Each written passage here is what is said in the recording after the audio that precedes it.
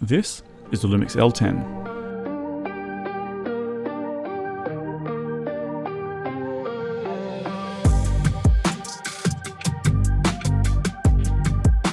So by now you've probably seen a first look or review video.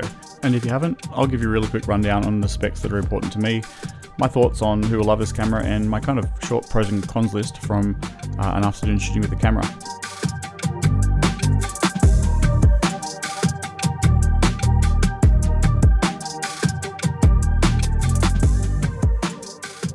And as I talk about it, I'll just share some of those photos and videos I took today. So this is a photography first camera. It's been designed for the people who just love the art and the lifestyle of photography, who are interested in loading in their colors, their LUTs, and then just getting that immediate and confidence boosting feedback of an amazing JPEG on the back of the camera. So if you're interested in getting into the art and the craft of photography, this is an amazing option. When you're ready to get into some more technical elements, the power of the Lumix processor and software gives you some amazing video, time-lapse, and other options that are there for you to discover if and when you need them. So this camera isn't for everyone, and I think that's the point of it.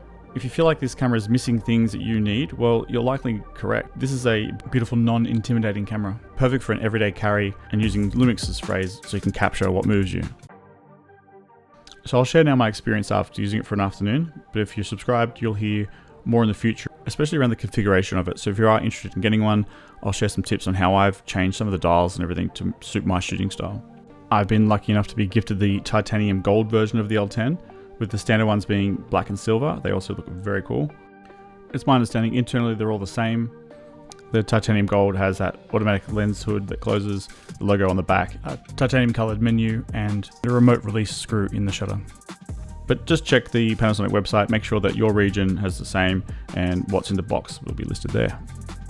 So the L10 is a fixed lens camera with a 24-70 equivalent, with a 43mm screw hole for filters. And it's a flip out, not flip up, fully articulating screen, unfortunately. But it does have a hot shoe and viewfinder. It's using the standard BLK22 battery, which is amazing. Has the USB port, a microphone port, but no headphone port, and it's a single UHS to SD card slot. Something interesting about the resolution, it's a 20 megapixel equivalent. So it is I believe a 26 megapixel sensor, 4:3 sensor, but depending on what aspect ratio, it's only going to read out the pixels that it needs. You may know from other cameras, when you're shooting in RAW mode, it'll always just read out the full sensor despite the aspect ratio. You can uncrop it later on. That's not the case here with the L10. In this particular case, it's only reading the pixels that it needs, so just make sure you're careful when you're choosing your aspect ratio. It's quite compact and small, which means that if you've got big hands like me, that can be a bit of a problem. The fingers can sort of rub against some of the dials. I'm looking into how I'm going to configure it and customize it so I can maybe set up a function button to lock down the settings. That means I can't accidentally press the buttons when it's locked.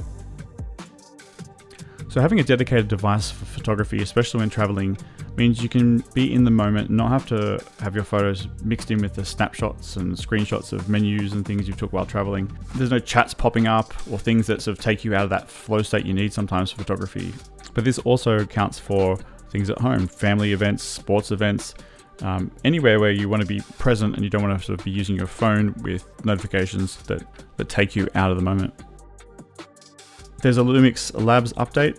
We can actually start to edit some of the raw files in the app. It's also used for controlling the camera and transferring your LUTs and your color profiles over, which you can download from creators or you can create custom ones yourself.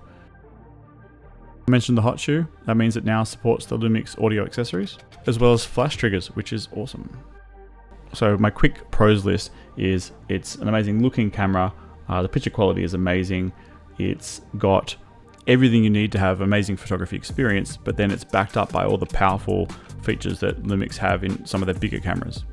When you pick up and use your camera, you want to be in a flow state, and that's why finding the perfect camera for you and how you shoot is important. So I think a lot of people will love this camera, and unfortunately for me, I'm already in heaven with the cameras that I've got, the S1 II and the S1R II. The cameras disappear and I go from my mind to what I shoot without having to have anything in the way.